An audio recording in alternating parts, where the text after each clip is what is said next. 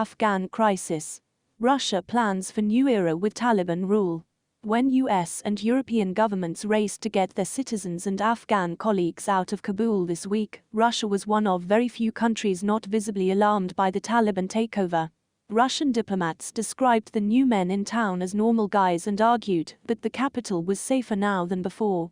President Vladimir Putin said on Friday that the Taliban's takeover was a reality they had to work with. It is all a far cry from the disastrous 9-year war in Afghanistan that many Russians remember from propping up Kabul's communist government in the 1980s. Warm words for Taliban.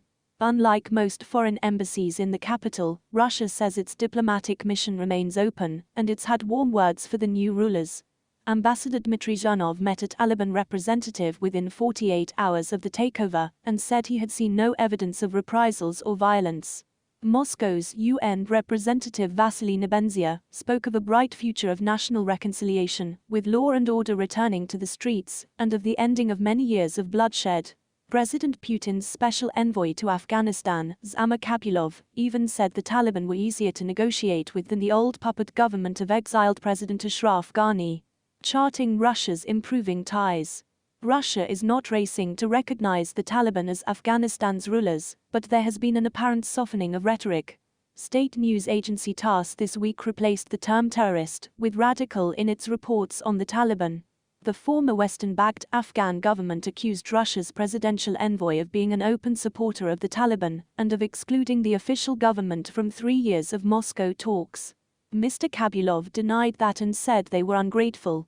But as far back as 2015 he said Russia's interests coincided with the Taliban when it came to fighting Islamic State, jihadists. That did not go unnoticed in Washington. U.S. Secretary of State Rex Tillerson accused Russia in August 2017 of supplying arms to the Taliban, a remark that Moscow rejected and described as perplexing. The Foreign Ministry in Moscow said it had asked our American colleagues to provide evidence, but to no avail. We do not provide any support to the Taliban. In February this year, Mr. Kabulov angered the Afghan government by praising the Taliban for fulfilling its side of the Doha agreements immaculately, while accusing Kabul of sabotaging them.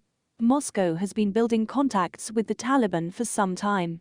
Even though the Taliban have been on Russia's list of terrorist and banned organizations since 2003, the group's representatives have been coming to Moscow for talks since 2018. Focus on regional security. Despite its closer ties with the Taliban, Moscow is for now staying pragmatic, watching developments and not removing the group from its terror list just yet. President Putin said he hoped the Taliban would make good on its promises to restore order. It's important not to allow terrorists to spill into neighboring countries, he said. The key factors shaping Russia's policy are regional stability and its own painful history in Afghanistan. It wants secure borders for its Central Asian allies and to prevent the spread of terrorism and drug trafficking. When the US targeted the Taliban after the 9/11 attacks and set up bases in former Soviet states in the region, Russia initially welcomed the move. But relations soon grew strained. Earlier this month Russia held military exercises in Uzbekistan and Tajikistan, aimed at reassuring Central Asian countries, some of which are military allies of Moscow. Last month Russia obtained Taliban assurances that any Afghan gains wouldn't threaten its regional allies, and that they would continue to fight IS militants.